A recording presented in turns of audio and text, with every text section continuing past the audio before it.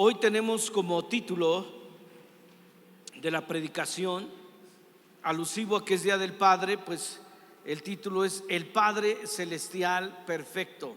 La Biblia nos enseña que el único papá perfecto es Dios. Y nos dice la Escritura, pues si ustedes que son malos saben dar buenas cosas a sus hijos, ¿cuánto más su Padre que está en los cielos dará buenas cosas a los que se las pidan? Dios está diciendo, ustedes siendo malos, de antemano está diciendo que no somos, pero ni tantito nos acercamos a ser perfectos como el Padre Celestial. Y Dios está diciendo que por muy chafa que seas, vota con alguien, algún hombre, y dile: por muy chafa que seas, Dios dice que dentro de ti hay una capacidad de hacer buenas cosas. Realmente no es un versículo negativo, ni es un versículo despectivo. Al contrario, Dios está diciendo: por muy chafa que seas, hay dentro de ti una naturaleza, hay dentro de nosotros una naturaleza en papá, en mamá, de ser y hacer cosas por nuestros hijos. Sabemos hacer cosas buenas por ellos. Hace tiempo estaba viendo una película, ¿verdad? Me gustan mucho las películas, soy muy cinéfilo, pero esta era una película de mafia. Y este personaje de la mafia era súper malo. De hecho, si les digo qué película es, van a decir: pastor, esa película está terrible, no deberías de verla, es un pecado. Pero entonces tú también la viste, entonces no les voy a decir cuál es. Y este tipo hasta se ganó un Oscar a mejor actor en esa película, que por cierto trabaja ahí en esa película con Robert De Niro. Ya les di algunas pistas. Y él es uno de los malos, pero tenía una cualidad. Él andaba toda la madrugada portándose mal, matando gente, andando con mujeres, robando, transando, pero todos los días llegaría por la mañana a ver a sus hijos, a prepararles el desayuno y a llevarlos a la escuela. Y después ya en la mañana descansar, porque la vida de él era nocturna. Y a lo mejor nosotros no somos así, gente de la mafia, pero no somos perfectos como papás. Hemos quedado a deber muchas veces mucho como papá y como mamá. Sin embargo, al final de las cuentas terminamos defendiendo a nuestros hijos, ¿cierto o no cierto? Sabemos de sus errores, sabemos que se equivocan, y de todas maneras vamos a sacar la cara por ellos. No importa lo que hayan hecho, los vamos a defender. Y a veces luego es exactamente lo que cae gordo de un papá o de una mamá, que sabiendo que el hijo se portó, a veces ni siquiera lo puedes ver. Si no fuera porque te enseñaron unos mensajes en WhatsApp, si no fuera porque te enseñaron unas fotos, si no fuera porque te enseñaron unos videos, no aceptarías el comportamiento de tus hijos. Ahí tienes las evidencias, y al final de todas maneras dices: sí, pero yo lo amo y lo voy a defender en esta situación. Y luego entonces, para nosotros son tan importantes los hijos que cuando hacen bailables en la escuela, la verdad es que son unos chafas. Ni siquiera se aprendieron bien la canción, ni actúan bien, pero para ti son el próximo Luis Miguel, ¿verdad?, de la historia. Y para ti son el próximo Brad Pitt, actor. Y así nosotros tenemos en nuestra naturaleza esas ganas de querer hacer algo bueno por ellos, porque Dios dice que Él lo puso en nosotros. Afortunadamente, el Padre Celestial es un Padre perfecto que tiene atributos muy especiales, y particularmente el atributo como Padre que Dios nos deja ver en la Biblia es que Él es Padre eterno.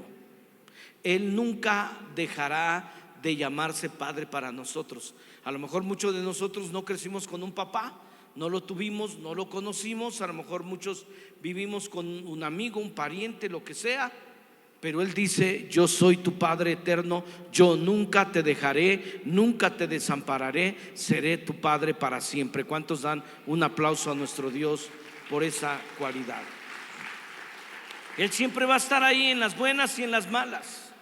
Y Él dice que Él es un papá que sabrá darnos buenas cosas, buenas dádivas, no solo materiales, pero incluye las materiales. Sabes que Dios te quiere bendecido, Dios te quiere prosperado, Él quiere que crezcas económicamente también, pero Él sabe dar buenas dádivas. ¿Cuáles son esas buenas dádivas? También afecto, también amor, también afirmación, también cariño, también respeto hacia tu persona, pero también bendiciones económicas. Sin embargo, Dios sí nos dejó en su palabra algunos modelos de papás que hoy quisiera yo compartir con ustedes, porque el Padre Perfecto nos dejó a través de diferentes hombres de Dios cómo ejercer la paternidad. Yo sé que el mensaje está un poquito más enfocado al papá, pero también tiene que ver con la mamá, y tiene que ver para ti cuando seas más adelante papá, si no lo eres ahora, pero también que nosotros nos volvamos mejores padres a través de aprender de ellos. ¿Están listos? Vamos a ver ahí en su infografía, les señalé del 1 al 10 los diferentes papás que vamos a ver qué estilo. Yo te quiero pedir que escribas la descripción y también la cita bíblica para que tú lo estudies posteriormente, porque no voy a leer todos los versículos, no nos daría tiempo. Pero como punto número 1 escribe ahí después de padre, o sea, va a quedar padre que aprende a ser buen padre. ¿Sabes que para ser un buen padre es algo que se aprende? No es algo que nos dieron como manual. No nos dijeron, ¿verdad? Naciste ya con todas las cualidades, pero uno aprende. Uno aprende. Y la verdad es que Dios ha puesto en nosotros ciertas cosas en nuestra naturaleza, pero también debemos de aprender.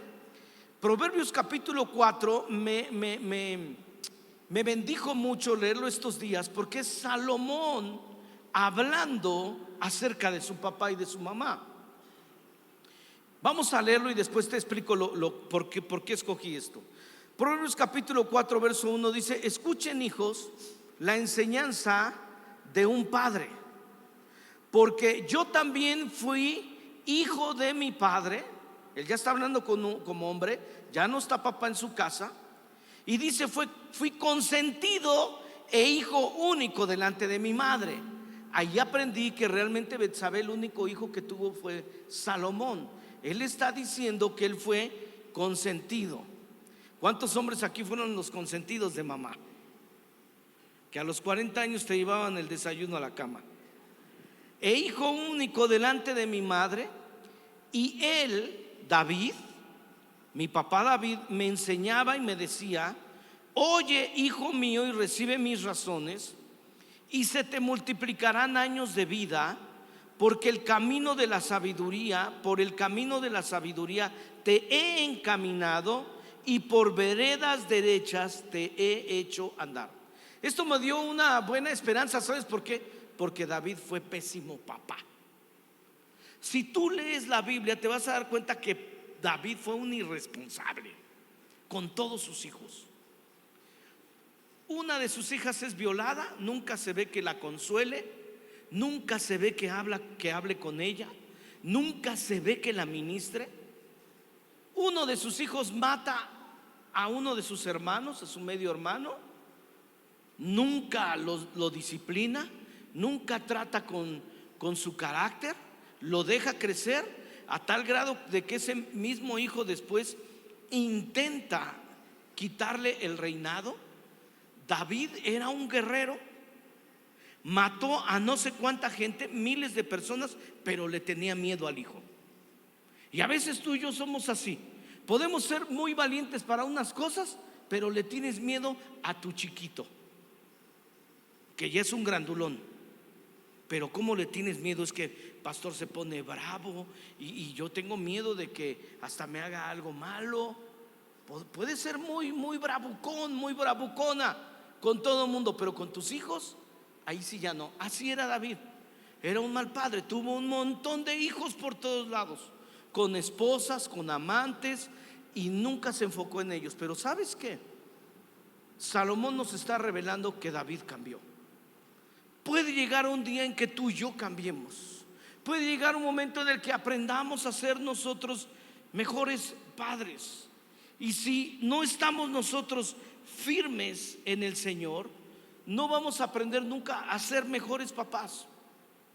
Y en la vida, si no estamos firmes en el Señor, papá y mamá, escúchame, siempre nos vamos a quedar en nuestra boca con el sabor de que fuimos malos padres.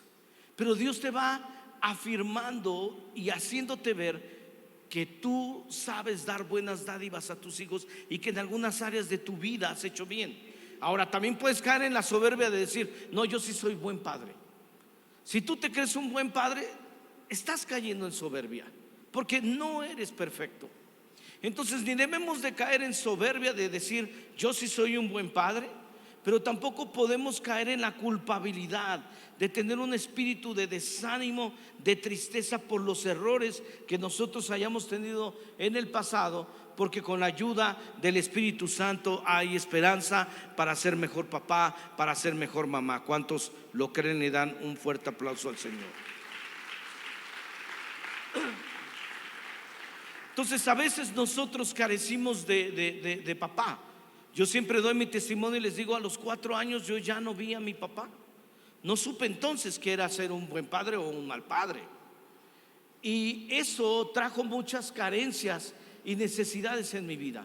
Afortunadamente, a los más o menos como a los 17 años, antes de cumplir la mayoría de edad, yo fui alguien que supo perdonar a su papá. No sé cómo fue, realmente algo que vino del Espíritu Santo. No fue que yo fui a un curso ni nada por el estilo, pero Dios me dijo: perdona a tu papá.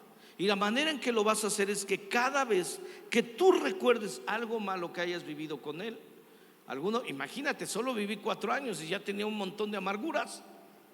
Imagínate aquellos que pasan muchos años y viven con un papá que les lastime y les lastime y les lastime.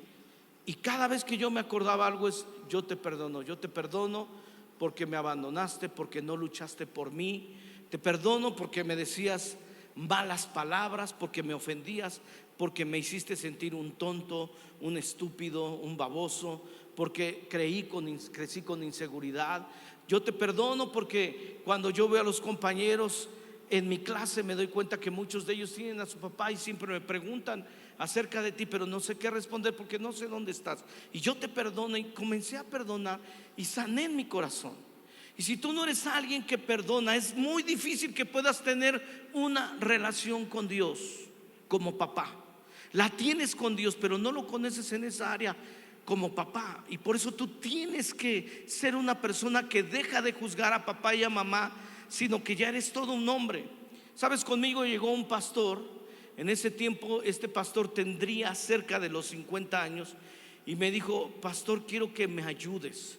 Yo soy un pastor en otra congregación, te sigo, me gusta lo que haces. Y él sacó una cita conmigo porque me dijo: yo crecí con papá, pero mi papá siempre me hizo a un lado. Él se enfocaba mucho en mis hermanas. Yo no sé por qué, en mí no. Y dice que después de años de él estar casado, el papá hizo una cita con él y le dijo: vamos a vernos, hijo. Y él me dijo: pastor, haz de cuenta que yo estaba enamorado por primera vez. Ese día estrené ropa, ese día me perfumé, me rasuré, me arreglé, me corté el cabello y todo para que mi padre no llegara a la cita. Me siento muy quebrantado, me siento muy mal, me siento confundido y por eso vengo a hablar contigo. Y sí le dije: la verdad, qué mal estás. A la edad que tienes eres un viejote, no puedes estar dependiendo de la afirmación de un papá. Es tu edad de afirmar a otros. Y todo ha sido porque no has perdonado el hecho de que te hizo menos, el hecho de que te comparó, el hecho de que prefirió a otros. Y lo llevé a esa conclusión. Me dijo: entonces yo no tengo que estar esperando ya nada de mi papá ni restaurar mi relación con él. Y le dije: en la medida en que se pueda, pero no estar dependiendo de eso. Lloró, hicimos una oración y a partir de ahí él comenzó a sentir una sanidad y a no depender de la relación que tuvo con su papá. Entonces tú y yo no podemos depender de una relación que hayamos tenido con papá, sea buena o mala. A mí me toca hablar mucho con los adolescentes y con los jóvenes. Me encanta tener pláticas con ellos cuando alguien me busca y me dice: pastor, es que me siento muy acomplejado porque mi papá no me quiso o me rechazó, no lo conozco, no lo he visto o tengo una mala relación. Y me toca entonces platicarles mi experiencia y poder decirles: tú puedes ser libre de eso y conocer a papá Dios como tu papá y sentir su amor y sentir su cariño y sentir su afecto. Aunque tu papá sea un mal padre o un padre ausente, tú sí puedes tener a alguien que te ama como papá, y él puede sanar tu corazón y él puede llenar tus faltantes, porque él es Abba Padre. ¿Cuántos le dan un aplauso a ese papá? Y sí, es así. Él sí sana tu corazón. Él sí puede hacerte sentir como Él es como papá. Y por eso yo todos los días le digo a Dios: Él es mi papá, Él ha sido mi papito, Él ha sido mi proveedor, Él ha sido mi guía, Él ha sido todo para mí. Entonces debemos de aprender del Padre Celestial perfecto, que nos da la esperanza de poder hacer un mejor trabajo como padres. Y todo viene en la medida en que nosotros nos reconciliamos con esa área de nuestra vida. ¿Vamos bien hasta aquí, iglesia?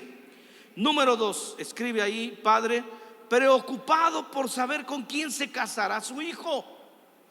Entonces ya aprendimos, punto número 1, que podemos ser mejores padres. Sí se puede aprender. A lo mejor ya de último, al final, como David, pero lo puedes lograr. En segundo lugar, padre preocupado por saber con quién se casará su hijo. Yo te pregunto, papá, mamá, ¿estás preocupado por quién se casará tu hijo o tu hija? ¿O estás tan preocupado que no quieres que se case y ya es virgen a los 40, ¿no? Sigue ahí soltero. Pues mira, Abraham tenía a su hijo Isaac, y precisamente tenía 40 años. Nos dice la escritura en Génesis 24:1: era Abraham ya viejo y bien avanzado en años. ¿Te acuerdas que Abraham tuvo a su hijo a qué edad? A los 100 años. Y si Isaac tenía 40, ¿cuántos tenía Abraham? Dice que Abraham ya viejo y bien avanzado en años. Palmea por ahí alguien y dile: ya avanzado en años. Y Jehová había bendecido a Abraham en todo, o sea, era muy próspero, muy rico. Ese es el problema, que cuando tú y yo les hemos dado todo a nuestros hijos, no se quieren casar. Yo me casé hasta los 37 porque yo era muy feliz soltero. Y yo sé que muchos solteros son muy felices y no se quieren casar, pues tienen todas las comodidades. Yo admito y acepto que yo tenía 37 y mi mamá a veces me llevaba el desayuno a la cama: una tortita de huevo con cebolla y chile y un tecito de canela. Uy, ¿quién se pueda negar eso con un plato de fruta de papaya picado, viendo la televisión? Entonces a mí cuando me preguntaban, pues es que yo no sé qué urgencia de casarse, porque cómo te molestan, ¿sí o no, solteros? ¿Y cuándo te casas? ¿Y cuándo te casas? ¿Y cuándo te casas? ¿Y cuándo te casas? ¿Y cuándo vas a tener novia? Cuando tienes novia, ¿y cuándo se casan? Y cuando se casan, ¿y cuándo van a tener un hijo? Y cuando tienes un hijo, ¿y cuándo vas a tener otro? O sea, nunca se paran de... Por eso seguimos leyendo la escritura mejor. Verso 2: y dijo Abraham a un criado suyo, el más viejo de su casa, ¿no? Abraham hablando de viejos, que era el que le gobernaba en todo lo que tenía, y le dijo: pon ahora tu mano debajo de mi muslo. Quiero aclarar algo: la traducción fue muy, muy decente, porque cuando dice pon tu mano debajo de mi muslo, en realidad ponían la mano en los genitales. Entonces Abraham obviamente no era un pervertido, sino era un juramento de la época, y le dijo al criado que tenía: agárrame los genitales, los vas a apretar. Y era un pacto donde le iba a ir muy mal al siervo y a su familia si no cumplía. Era un pacto entre hombres en aquella época de maldición o de bendición. Entonces realmente él se fue muy preocupado porque el siervo se fue solo y la familia se quedó. Significaba que David tenía derecho sobre su familia, los podía matar si así quería, podía hacer con ellos lo que quisiera. Y dijo: pon ahora tu mano debajo de mi muslo, lo leeremos así decentemente, y te juramentaré por Jehová, Dios de los cielos y Dios de la tierra, que no tomarás para mi hijo mujer de las hijas de los cananeos entre los cuales yo habito, sino que irás a mi tierra y a mi parentela y tomarás mujer para mi hijo Isaac. Entonces tenemos la historia de que él va y le consigue a Rebeca. Ustedes conocen la historia, no me voy a meter en eso. Pero lo que sí les quiero decir, jóvenes, los que son solteros, los que a lo mejor han pasado por un divorcio, aquellos que por alguna razón están solteros, matrimonio es una decisión de vida. Porque muchos hoy en día no se quieren casar y no quieren tener hijos. Muchos ya tienen perrijos y gatijos y lombrijos y qué más, pesijos y todo lo que te puedas imaginar que hay de mascotas, cerdijos, ¿no? Cerditos rositas ahí con su moño. Y es impresionante la cantidad de dinero que la gente gasta en ellos. Aquí a la cafetería a veces entre semana llegan con sus perrijos y les compran un platillo. Qué bueno, ¿no? Pues son ingresos, pero he aprendido, sorprende. Matrimonio es una decisión de vida. Pastor, ¿pero qué es mejor, ser soltero o ser casado? Yo disfruté mucho siendo soltero, he disfrutado mucho siendo casado. No hay que tú digas esto es mejor, esto es mejor. Son etapas de la vida. Y los padres debemos de estar preocupados por nuestros hijos. Ojo, papás, aquí. Yo no puedo meterme cuando mi hijo está casado. Ya no puedo estar diciendo: ya ves, te lo dije, es una tremenda como tu mamá. Entonces, si tú no quieres que se case con una así bravucona como tú, tienes que orar y tienes que estar al pendiente. Papá, si tú quieres que tu hijo, tu hija no se case con un lagartón, con una lagartona, debemos nosotros de estar pendientes y de estorbarles. Es una decisión de vida muy sencilla. Lo único que tiene que pasar es que se case con un hombre de Dios, con una mujer de Dios. Pero eso implica muchas cosas, pastor. No, implica que va a buscar a Dios en medio del conflicto. Porque 1 Corintios 7 nos dice el apóstol Pablo que si te casas vas a pasar por aflicción. O sea, más claro ni el agua. No, pastor, yo me voy a casar y nunca voy a tener ningún problema. Uy, sí. Hasta sus flatulencias van a oler a rosas, seguramente. Cuando Pablo dice en 1 Corintios 7, ambos tendrán aflicción de la carne. ¿Por qué de la carne? Pues de tus carnalidades, de que te das cuenta de que no eres santo, de que te das cuenta que tienes un carácter de los 1000 demonios. Y ella también es una caprichosa, fría como el viento y peligrosa como el mar. Y es ahí en el matrimonio donde esas cosas Dios comienza a ajustar. Y Pablo dice: para que participemos de su santidad. El matrimonio te hace ser santo, quieras o no. Antes volteabas para todos lados, ahora te la voltean, pero de un cachetadón a ver a todas. Antes papito te compraba y te regalaba y te daba todo. Ahora hay presupuestos para todo o deudas en todo. Entonces te obliga eso a mejorar como persona. Hay estudios donde enseñan que un soltero jamás llega a ganar económicamente lo que un casado, por una razón: la motivación. Cuando eres soltero te vale gorro todo y todo te lo gastas y todo lo tiras, pero cuando eres casado te vuelves con el tiempo responsable, te vuelven responsable. Y entonces, vuelvo a repetir, matrimonio es una decisión de vida. Es una decisión de vida donde el 99.9%, di conmigo 99.9%, de las personas que se quedaron solteras y no quisieron tener hijos se han arrepentido. Y no estoy hablando de cristianos. Es un estudio secular de universidades de prestigio. Hoy en día hay ciudades en países, sobre todo en Europa, donde ya se venden más pañales de adultos que de niños, porque ya no están teniendo hijos. Hay ciudades en Europa que no es una mentira, te están vendiendo casas por €1, pero con el compromiso de que tengas hijos. ¿Dónde está su lucha incansable del siglo pasado de no mezclarse, por ejemplo, los italianos o los alemanes, de ser una raza pura? Se quedaron solos.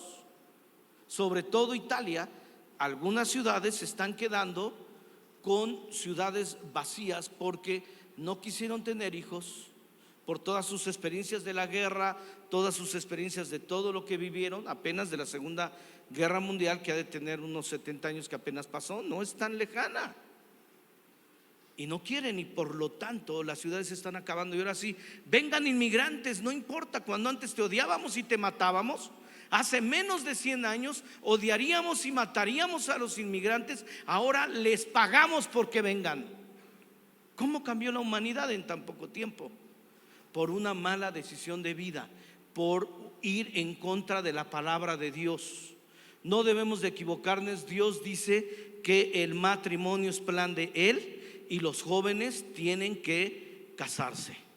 Así que si todavía eres virgen a los 40, ya por favor toma una decisión y no te quedes ya ni a forrar Biblias, ¿verdad? Ahora ¿qué sería? A forrar redes sociales. Es una decisión de vida. Tú no puedes decir, pues es que va a ser difícil, va a ser problemático. Claro que sí, pero eso te da mayor estabilidad emocional. La gente que no se casa tiene menor estabilidad emocional. Eso es una realidad de estudios de universidades muy, muy respetadas. Pero como papás, por eso debemos de estorbarles. Como papás debemos de orar por ellos. Si tú estás viendo que está inclinándose por una bruja, ¿qué haces? Que no estás permitiéndole hablar con él y con ella, porque estás viendo que se está casando con un patán. Cuando ya se case no te puedes meter. Debemos de comprometernos a ser los mejores suegros. Así que levanta tu mano así en señal de pacto y di: seré la mejor suegra, seré el mejor suegro, no me voy a meter. ¿Lo prometen? Te metes, va a haber bronca. Va a haber bronca. No creas que no va a haber conflictos. Yo he decidido ser el mejor suegro que yo pueda y no me meto. No me voy a meter en el matrimonio de mis hijos. Pero es una decisión que tenemos que hacer. Pero antes sí debemos de llorar, sí debemos de decirles de cosas. Si no es cristiano, ¿en dónde está el hecho de oren por mí para saber qué es lo que Dios quiere? O sea, eso no hay oración, no hay oración. No es la voluntad de Dios.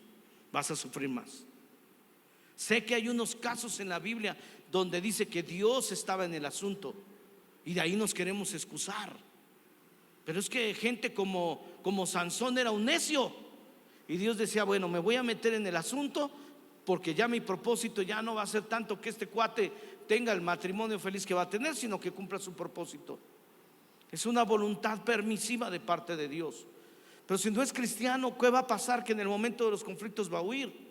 En el momento de los conflictos ella también se va a ir. Pero si no, van a buscar el consejo de Dios y decir: voy a hacer tu voluntad. Amén. ¿Están de acuerdo, iglesia? Denle un fuerte aplauso al Señor.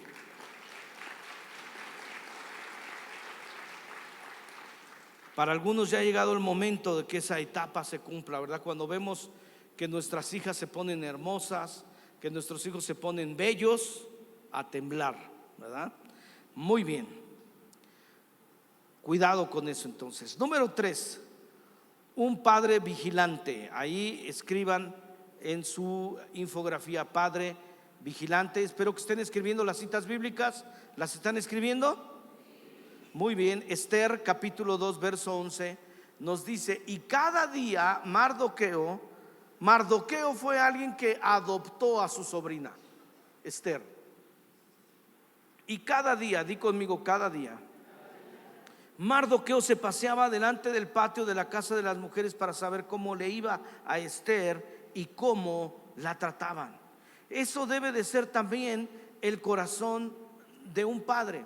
Ustedes se acuerdan que por conflictos el rey se quedó sin esposa, ¿verdad? Porque se le sublevó. Y entonces todos le aconsejaron y le dijeron: ¿sabes qué? Ya no la tengas como reina. Y prepararon durante 12 meses el primer certamen de belleza Miss Universo. Ahí surgió. Ya lo que después hizo Donald Trump, eso ya fue una copia de la Biblia. Pero ese fue el primer certamen de belleza, y entre ellas estaba Esther. Pero su tío, la Biblia nos dice que él se acercaba todos los días y le preguntaba: ¿cómo estás, Esther? ¿Cómo te tratan? Así lo dice la Biblia. Como padres nosotros, aunque estén casados, sí podemos ir con ellas y decirles: ¿cómo estás? ¿Cómo te tratan? ¿Verdad? Algunos deben de ir con ellas y decirles: ya, trátalo bien, ¿no? Pero siempre estar pendientes en la escuela. ¿Cómo estás? ¿Cómo te tratan? Con nuestros hijos pequeños, ¿cómo estás? ¿Cómo te tratan? Si estamos percibiendo que les hacen bullying, si estamos percibiendo que están pasando por algo, que no quieren ir a la escuela o en el trabajo, dependiendo de la edad de tus hijos, tú debes de ser un papá que está ahí al pendiente, vigilante, de saber cómo está. Por eso es que, hijos, ustedes que son solteros, tienen que entender que la naturaleza de un papá es esa. ¿Sí o no? Cuando nos piden permiso de ir a una fiesta, no queremos. No, es que ahora las fiestas, bueno, cuando yo era así joven, hace un poquito de tiempo, me decían: a las 9 llegas a la casa o a las 10 llegas a la casa. Hoy en día las fiestas comienzan a las 10. ¿Sí o no? A las 11 van llegando todos. Y como papás estamos: sí, pero me escribes cada 5 minutos. Me mandas un WhatsApp y ya han pasado 6 minutos. ¿Qué pasó? ¿Qué pasó? ¿Por qué me llamas? Te pasaste 1 minuto de nuestro acuerdo de mensajes. Y ahí estamos al pendientes, porque un padre tiene y debe de tener esa naturaleza. ¿A dónde vas a ir? ¿Con quién vas a estar? Hoy en día las cosas, como que algo pasó con el audio. Ya está bien. Entonces, hoy en día las cosas son muy difíciles. Necesitamos ser papás vigilantes de saber en dónde están nuestros hijos. Hay aplicaciones para saber en tiempo real en dónde están, saber qué están haciendo, con quién se está juntando, y no ser descuidados con ellos, porque la tecnología está avanzando. Y la verdad es que te pueden hacer ahí chanchullo los hijos. La verdad es que los hijos pueden esconder cosas, y como padres tenemos que esforzarnos de conocer la tecnología, de estar al pendiente de ellos y saber cómo te está yendo, cómo te están tratando. ¿Cómo te está yendo en tu trabajo? ¿Cómo te están tratando? ¿Cómo te está yendo en la escuela? ¿Cómo te están tratando? ¿Cómo te está yendo en el matrimonio? ¿Cómo te están tratando? Etcétera, etcétera. Vamos bien aquí, iglesia. Número 4, vamos a avanzar. Apenas vamos en el 4. Un papá responsable. Parte de las cosas que Dios nos deja en su palabra es la responsabilidad. Dice Jueces. ¿Y qué responsabilidad voy a hablar ahorita? Ahorita les digo. Jueces capítulo 13 verso 8. Entonces oró Manoah a Jehová y dijo: Señor mío, yo te ruego que aquel varón de Dios que enviaste a mi esposa vuelva ahora a venir a nosotros y nos enseñe.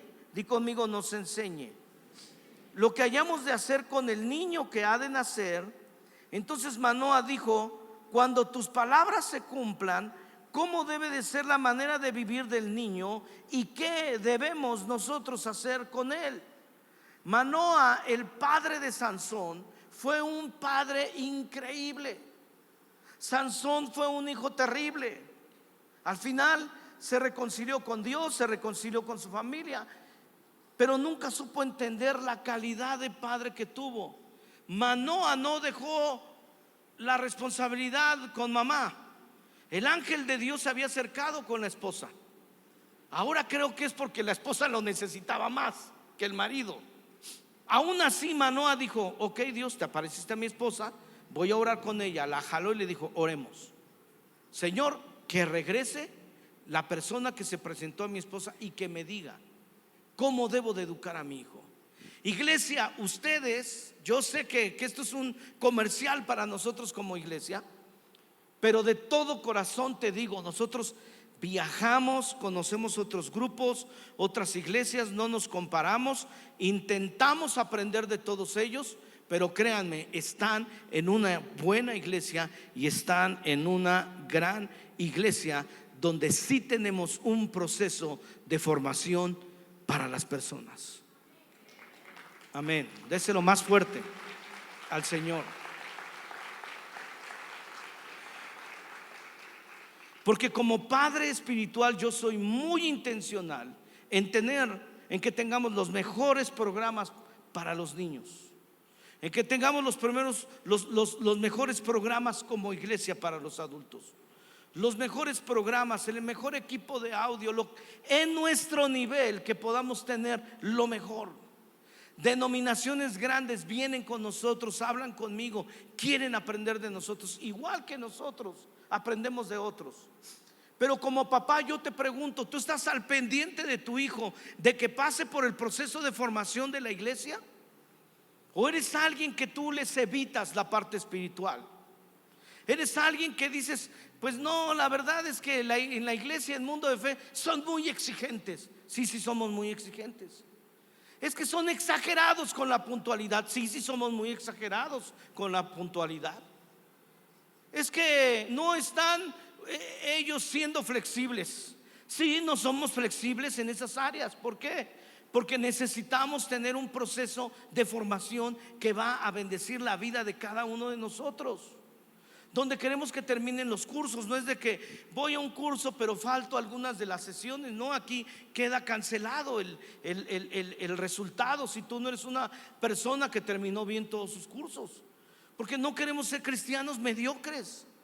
Y a veces como papás hablamos mal de la iglesia y decimos: es que son exagerados, es que piden demasiadas cosas. Y yo no entiendo por qué hay cientos que sí lo están haciendo. Y tú con tu hijo no estás teniendo la intención, tú con tu hija no estás teniendo la intención de que sí se forme. Sí es difícil servir a Dios en la iglesia, sí. ¿Por qué? Porque son muchos caracteres ahí encontrados. Pero lo mismo vas a pasar en un trabajo, y lo mismo vas a pasar en cualquier lugar en donde tengas que ver con humanos. Vete tú solito a la luna y ahí quédate, y ya no tengas trato ni relación con nadie. Pero siempre que haya otro humano, voltea con él y dile: siempre que haya otro humano va a haber broncas. Ahora dile: pues porque yo soy así, tengo mis ondas, y como tienes tus ondas hay que tratar con tus ondas. Necesitamos sanar tu corazón. Has sido muy herido, has sido muy herida, y por eso te pones al brinco. Te tocamos el moretón y ¡uy! Saltas. Te tocamos el moretón de la impuntualidad, saltas. Te tocamos el moretón de que termines lo que empiezas, saltas.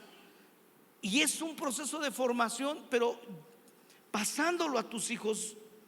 Te pregunto, ¿tú estás orando así con tus hijos? Señor, dime cuál es el propósito de mi hijo, de mi hija. Yo quiero decirles que cada uno de nosotros tenemos un llamado de Dios. Aparte de nuestro trabajo, nuestro negocio, que ese ha sido el propósito de Dios también para tu vida. Tú tienes un llamado de la iglesia, en la iglesia, y tienes que servir. No importa quién seas, tú tienes que ser alguien que se involucra. Y tus hijos tienen que ver que tú te involucras, o tú involucrarlos a ellos. Se los he dicho, yo he estado en la iglesia cristiana 53 años y 9 meses. Bueno, más, porque ya estamos en junio, ya llevo medio año más. Pero mi mamá nos lleva a la iglesia desde que somos unos niños, desde que estaba embarazada. Y cuando yo le hablaba acerca de un congreso, porque hubo un tiempo que yo no quería saber nada de la iglesia, no quería saber nada de Dios, se me hacía tan aburrida la iglesia. Iba a la iglesia interdenominacional, y cuando era niño me gustaba el franelógrafo, sí, estaba padre cuando era un niño. Pero después los programas de jóvenes eran tan aburridos que yo no quería estar. Pero cuando me reconcilié con Dios, Yo era alguien que quería participar en muchas cosas, pero siempre mi mamá me apoyaba. Fuera de la ciudad, fuera en otro país, yo te apoyo, pero tú, si se trata de Dios, si se trata de la iglesia, yo te voy a dar todo el apoyo.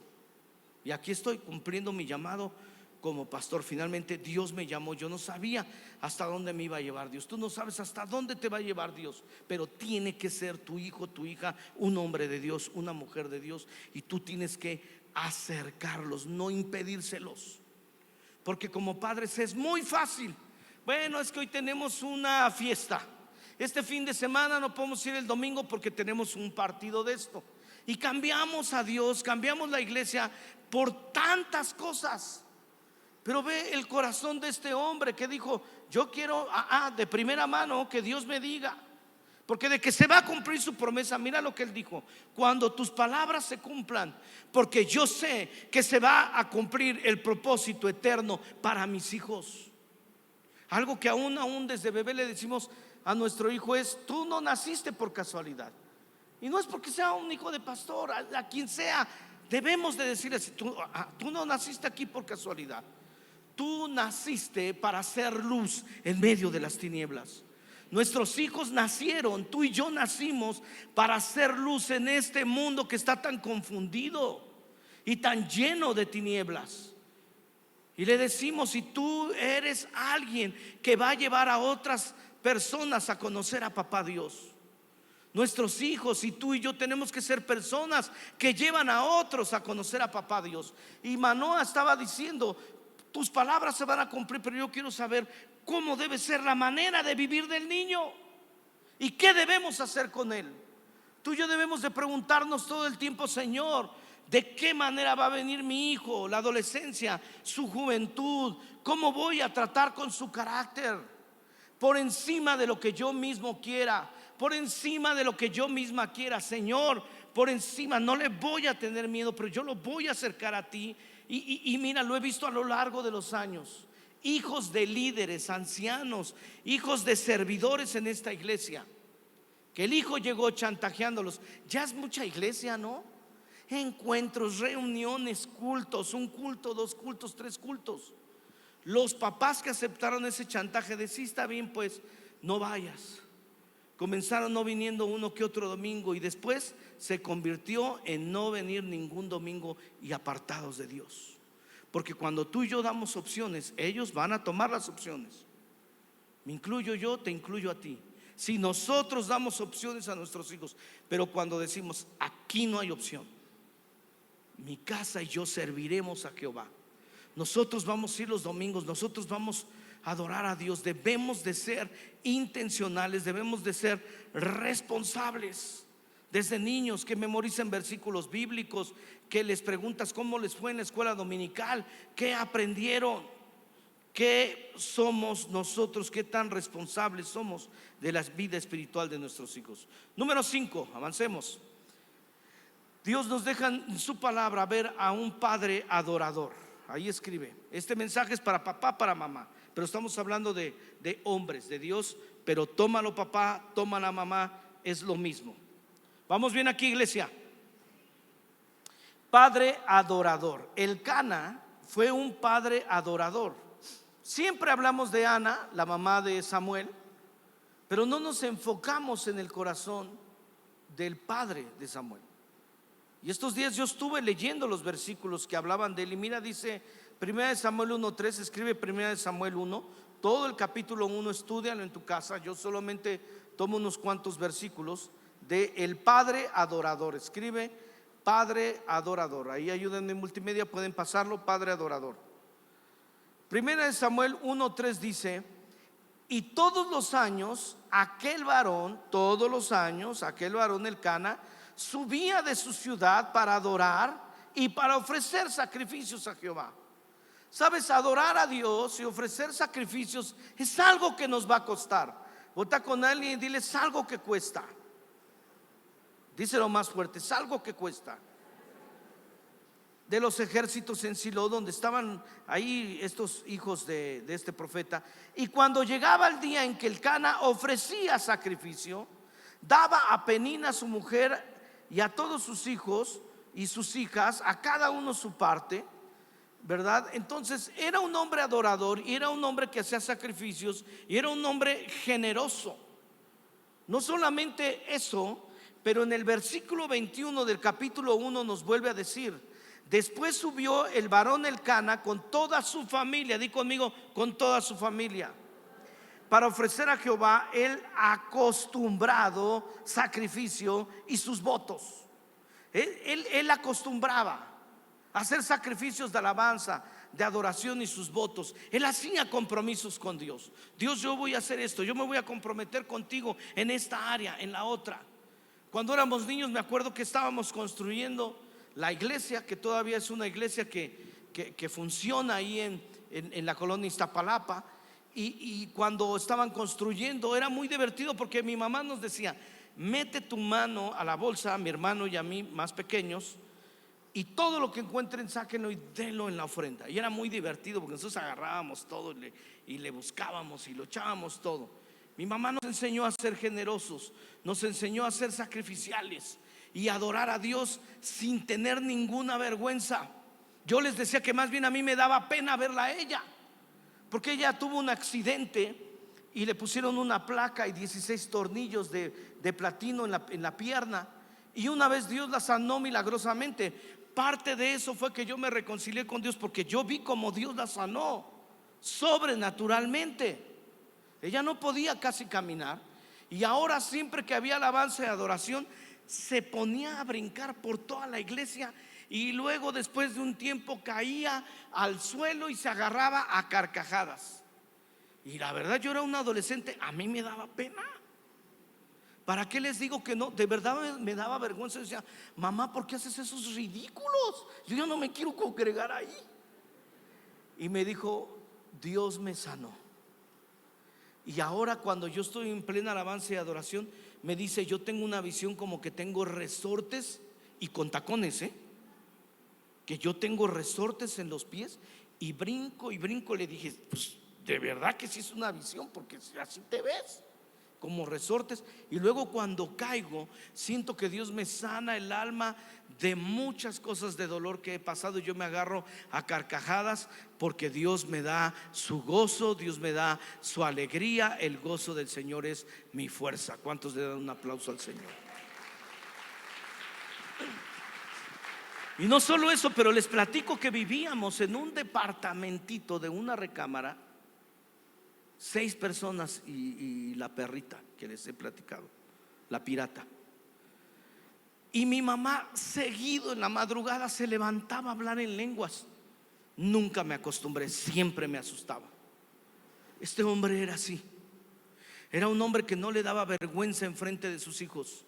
Cuando he hablado con los hijos del hermano Wayne Myers, aún con su hijo adoptivo, él dice que todas las mañanas no necesitaban despertador, porque el hermano Wayne Myers se levantaba, hablaba en lenguas, adoraba a Dios, cantaba, y todos se despertaban, porque todos en la casa se enteraban que ya se había levantado el hermano Wayne. Y a nosotros a veces nos da pena que levantamos nuestras manos, que adoramos.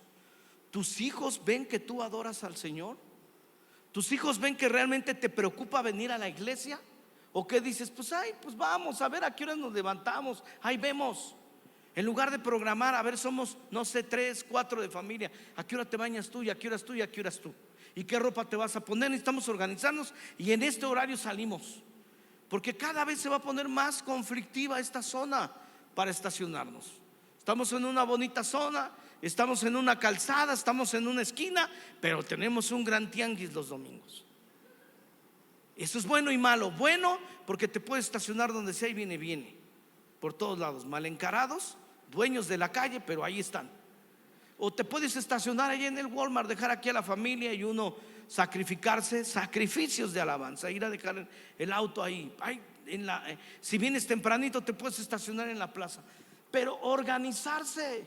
Este hombre se organizaba, le daba su parte a cada uno de sus hijos, ¿verdad? Le daba para que dieran ofrenda, para que tuvieran lo del sacrificio que se daba en aquella época. Si era un palomino, si era un becerro, lo que fuera, él viajaría desde su ciudad y llegaría al día acordado que tocaba en esa época adorar a nuestro Dios. Pero qué tanto como papás nos estamos organizando para realmente llegar. Aquí hay gente que llega 5, 6, 7 de la mañana y llegan con sus hijos. Hay que hacer soundcheck, hay que limpiar, hay que acomodar sillas. Hay muchos hombres. Un aplauso a los de seguridad en la mañana, por favor. Ellos barren toda la calle. Y aunque tenemos personal de limpieza que todos los días barren la calle, pues todos los días se ensucia. Hay árboles, hay gente cochina que avienta la basura. En las jardineras ellos llegan a barrer y a limpiar, y muchos de ellos llegan con sus hijos. Y qué importante es que nos vean que nosotros somos personas que llegan a alabar a Dios, no que llegamos tan tarde. Qué vergüenza es que nosotros lleguemos tarde al culto de alabanza. Y como mexicanos tenemos esa mala costumbre. Va a cambiar eso, porque va a llegar un momento en el que vamos a cerrar la puerta, porque queremos darle un respeto a Dios en ese sentido. Pero ojalá no tuviéramos que decírtelo, sino que tú te preparas y llegas antes. Llegas antes y te compras un pancito en La Esperanza, órale, una conchita recién horneada, pero tú estás antes del culto, para que en cuanto abran yo escoja el mejor lugar, porque le voy a dar su tiempo de adoración a Dios. Y yo quiero que mis hijos vean que yo hago sacrificios de alabanza. Quiero que me vean orando, quiero que me vean adorando, quiero que me vean sirviendo, quiero que me vean diezmando, quiero que me vean sembrando, porque yo quiero que ellos aprendan a depender de Dios. Y el día de mañana, así como yo un día dije, estoy pasando por mis problemas, por mis conflictos, yo quiero ir al Dios de mi madre, porque ella no tiene una vida perfecta, más bien ha tenido una vida muy difícil, pero veo como ella se refugia en Dios. Del otro fuerte aplauso al Señor. Avanzamos. Un padre que afirma, escribe ahí, número 6, padre que afirma, Mateo capítulo 3 verso 16. Y Jesús, de que fue bautizado, subió luego del agua, y aquí los cielos le fueron abiertos, y vio al Espíritu de Dios que descendía como paloma y venía sobre él. Y hubo una voz de los cielos que decía: este es mi Hijo amado, en quien tengo complacencia. Sabes, el Padre hizo pública una declaración. Los cielos se abrieron. Dios no le importó que escucharan su voz. Se abrió el cielo, prorrumpió, y lo primero que expresó sobre Jesús fueron palabras de afirmación. Jesús no había hecho ningún milagro, él no había hecho su ministerio, pero el Padre lo afirmó. No se trata de que nuestros hijos hagan las grandes cosas, sino públicamente tú los afirmas o públicamente tú los avergüenzas. Una cualidad como padres que la Biblia nos enseña, y a través del Padre Celestial perfecto, es que la voz se va a hacer escuchar. Tu voz se tiene que escuchar. Y obviamente cuando yo les platico cosas de mi vida, no es para juzgar a mi padre. Yo lo he perdonado, nos reconciliamos. Él vino a un encuentro, todavía vive, tiene 90 y tantos años, ya tiene un mal de Parkinson incontrolable, pero él venía ya los domingos a la congregación. Pero cuando fui niño, las malas palabras las aprendí de él, y era porque no eran de afirmación. Les he dicho que al peinarme, imagínense mi cabello que me cuesta tanto, él no tenía la técnica que yo tengo desarrollada, ni de tecnologías, ni de geles que ahora y todas las cosas que hay. Entonces siempre aprendí las palabras que empiezan con P de Pablo con él. Eres todas las que te sabes, con todas las vocales, pape, pi, popu, todas. Obviamente reprobé el primero de primaria. ¿Por qué? Porque yo me gradué de lo que me dijeron. Si yo era un pen, un pin, todas las que te puedas imaginar, ya se las traje a la mente, ¿sí o no? Groseros, mal pensados. Obviamente me gradué de eso, pero seguí creciendo y mi madre me afirmó, pero sobre todo después yo fui al Padre Celestial. No me canso de decir eso. Dios fue el que afirmó mi vida, pero tú y yo necesitamos ser personas que afirman a sus hijos. Obviamente, hijos, si ustedes están de desobedientes, no esperen una afirmación, porque realmente el Padre estaba afirmando a Jesús por su obediencia. La Biblia dice que no se aferró a ser igual a Dios, sino que se despojó de sí mismo y siendo en semejanza de Dios, se hizo hombre como nosotros. Y él ahora se iba a someter a un bautizo que no necesitaba. El mismo Juan le dijo: no, yo necesito más bien que tú me bautices, no yo a ti. Y él dijo: es necesario que se cumpla toda obediencia.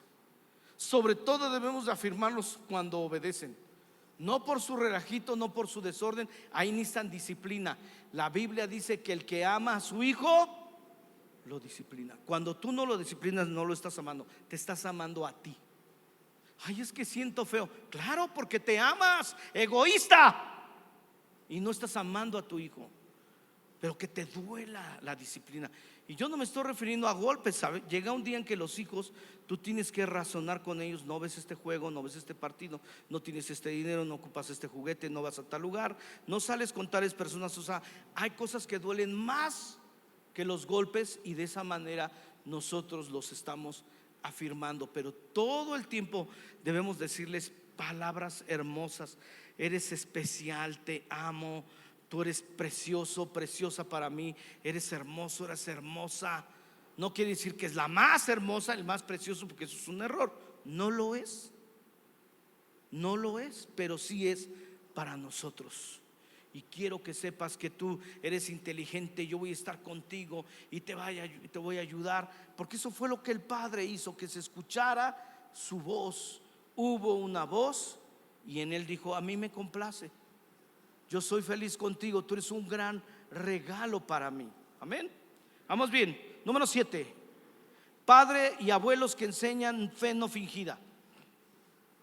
Trayendo a la memoria la fe no fingida que hay en ti, la cual habitó primero en tu abuela Loida, luego en tu madre Eunice, y estoy seguro que en ti también. Mira, cuando nos habla de fe no fingida es impresionante, porque Eunice era cristiana, su mamá de Eunice también, pero en algún momento la Eunice cometió un grave error y se casó con un no cristiano. Entonces, este pastor Timoteo tenía un papá no cristiano que era griego, y la Eunice que la había regado. Pero sabes que tenía una fe no fingida. Tú y yo podemos cometer errores, sí, pero nosotros enseñamos a nuestros hijos que la fe no se finge, que es real, que es verdadera, y que nosotros somos de verdad creyentes, no perfectos, pero que podemos ir con nuestros hijos y decirles: sí la regué en esto, sí contesté mal al taxista, es verdad, sí contesté mal a tu papá, contesté mal a tu mamá, sí dije esto, sí la regué en el centro comercial, no sé lo que hayas hecho. Pero una fe fingida es en la que tú dices: pero sabes que de verdad sé que Dios no me ha hecho sentir bien con esto. Eso es ser un cristiano real. Cuando enseñamos a nuestros hijos la fe real, donde decimos: vamos a depender de Dios en esto. Estamos pasando por esto, estamos pasando por una crisis en esto, en una enfermedad, en cualquier situación, pero vamos a depender de Dios. Avanzo, si no, no me va a dar tiempo. 8. Padre perdonador. El hijo pródigo, la historia nos cuenta que el papá estaba listo para perdonar. Y dice Malaquías capítulo 4 verso 6: Él hará volver el corazón de los padres ¿hacia dónde? Fíjate cómo primero habla a los padres. La iniciativa de la reconciliación con nuestros hijos debe de ser nuestra. Así sean pequeños, a veces dicen cosas tan groseras, tan majaderas, tan despectivas, que nos dan ganas de darles unos palazos. Pero un niño siempre está ahí queriendo reconciliarse. Y nosotros como padres también, y cuando son adultos, quizás no quieren la reconciliación, pero debemos de estar dispuestos a, si hay un cambio en ellos, si hay un arrepentimiento en ellos, nuestra disposición debe de estar. Y Dios nos muestra que tenemos que tener como papás, como mamás, un corazón dispuesto a perdonar. Número 9. Padre protector. Un padre protector. José, el padrastro de Jesús, fue un padre protector. El ángel se le apareció. Él escribe la cita Mateo capítulo 2. Lee todo capítulo 2. El verso 13 nos dice que el Señor mandó a un ángel para que hablara con José. Le dijo: toma al niño, porque la responsabilidad, María había sido una buena madre, le había encargado todo este acto profético a ella, pero cuando era tiempo de proteger, es encargado a los hombres. Y nosotros necesitamos ser personas que siempre están listos para proteger, para no negociar con el pecado de Herodes que los quiere matar.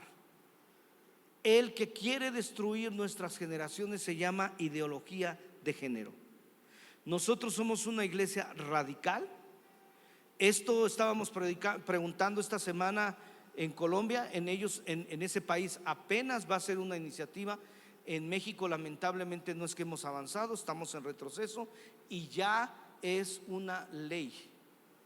Pero ¿sabes qué? Nosotros somos una iglesia que no hay grises, negro o blanco, sí o no, pecado, santidad.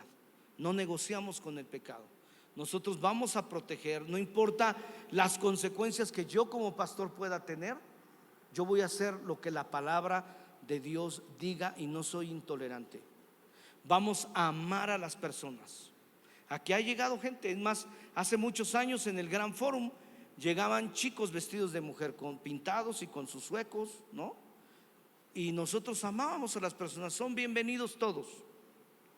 Pero para servir, y si tú quieres un proceso de formación, estamos acá listos para formar lo que se ha deformado. Y nosotros como iglesia vamos a ser radicales en eso. No vamos a tolerar el pecado, no lo vamos a permitir. A las personas las vamos a amar, pero no vamos a decirles que pueden hacer lo que quieren, sino que hay una palabra de Dios y vamos a proteger dentro de lo que se pueda a nuestra generación de ese pecado. Amén. Denle un aplauso al Señor. Número 10. Padre que ama con sacrificio. Dice Mateo capítulo 17, léelo todo. Cuando llegaron al gentío, vino a él un hombre que se arrodilló. Qué tremendo es ver a hombres arrodillados delante de Dios pidiendo misericordia. Mi hijo es lunático, padece muchísimo. Y la respuesta es que el Señor le sanó, le dijo: tráelo acá. De la misma manera que este padre fue un padre que amó con sacrificio a su hijo, Jesús también le dedicó un tiempo amándolo con sacrificio. A lo mejor nosotros hemos sido personas que hemos tenido hijos con un problema físico. Le estoy hablando a padres que han tenido hijos con un problema físico o con un problema de desvío mental, emocional. Pero sabes que tú y yo amamos con sacrificio y nos arrodillamos delante de Dios para que intercedamos. Tú y yo debemos de ser personas que oran por sus hijos, porque a veces se pueden desviar del camino, porque a veces pueden andar con cosas lunáticas y raras, pero nosotros los aceptamos y los amamos con sacrificio. No nos avergonzamos de ellos. Dios no se avergüenza de ti, Dios no se avergüenza de ti, Dios no se avergüenza de ti, Dios no se avergüenza de mí. Nosotros no debemos de avergonzarnos de nuestros hijos, sino que sacrificialmente tenemos que venir delante de Dios y orar por ellos. Amén. Por eso hoy vamos a ponernos de pie. Vamos a ponernos de pie y yo quiero pedirles, tenemos al grupo de adolescentes, pedí a los maestros que hoy los adolescentes estuvieran aquí con nosotros para que escucharan este mensaje. Y yo quiero pedirles, los adolescentes, si están aquí tus papás, acércate a ellos. Si tu papá tienes aquí un hijo, no importa que ya sea un grandulón, una hija, mamá también, acércate con tus hijos, abrázales. Y hoy vamos a amarlos y aceptarlos incondicionalmente. ¿Te parece? Vamos a bendecirlos. Ahí en tu lugar levanta tus manos y dile: Señor, te necesito, te necesitamos, Dios. Te necesito para ser un mejor papá. Señor, necesito tu gracia sobre mi vida. No es fácil ser papá, no es fácil ser mamá. Y en este momento, papá, mamá, si te has sentido culpable, esa culpa se va en el nombre de Jesús, porque puedes aprender a ser mejor papá, mejor mamá. Y has tenido tu propia vida y tus propios errores y has tenido que aprender. No naciste sabiendo. Así que todo el dolor de corazón se va de tu vida si te has sentido culpable o mal por ello. Pero también es tiempo de perdonar a tus hijos. Si tienes relaciones rotas con tus hijos, en este momento diles: yo los perdono y yo declaro que voy a ver la mejor versión de ellos. Pero sobre todo, iglesia, levanta tus manos. Si eres un adolescente, si eres un joven, levanta tus manos. Y yo quiero pedirte que en este momento tú te reconcilies con Dios, que perdones a tu papá.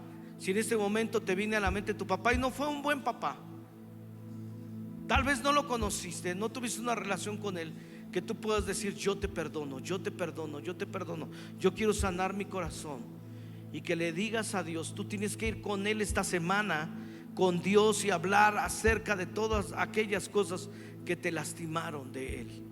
Sé libre, no dependas emocionalmente de un papá que quizás te falló, pero hoy entrégaselo a Dios y dile: papá, yo te lo cambio a mi papá y quiero que seas ahora tú mi papá. En el nombre de Jesús, acepto mi responsabilidad como padre. Si eres un papá, me estás escuchando, acepta tu responsabilidad como papá, también como mamá. Y que digas: es un honor poder ser papá. Hoy, en este día, aprendo a mejorar. Y Señor, voy a ti, voy a ti. En el nombre de Jesús, ahora bendice a tus hijos. Si están cerca de ti, abrázalos, tócalos, impon tus manos. Si no los tienes físicamente, a lo mejor están en Mundo Kids, en Mundo Baby, extiende tus manos y bendícelos. Si no los tienes viviendo cerca de ti, no están contigo, bendícelos. Señor, yo te pido que los prosperes, que los bendigas. Señor, que sobre todo ellos te conozcan y se acerquen a ti, Padre. Gracias por mis hijos, Señor, gracias por darme esa dicha. Yo los bendigo, los declaro bendecidos y prosperados en el nombre de Jesús. Amén. Gracias, papá. Gracias, papá. Amén.